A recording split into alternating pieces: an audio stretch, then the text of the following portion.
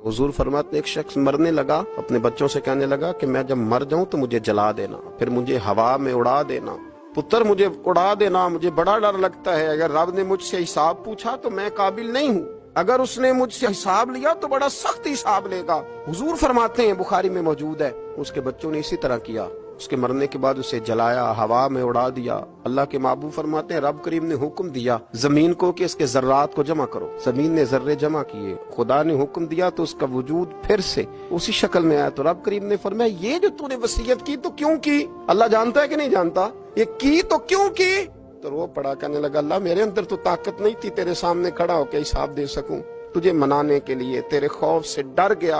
अगरचे हमारे बुजुर्गों ने लिखा है कि आज ये वसीयत करना, इस रंग में ये तर्ज इख्तियार करना दुरुस्त नहीं, लेकिन आप गौर फरमाइए कि नबी पाक अलैहिस्सलाम फरमाते हैं, जब उसने कहा ना अल्लाह तुझसे डर के ये किया, तो रब करीम ने फरमाया, जा फिर मैंने तेरी मगफिरत कर दी।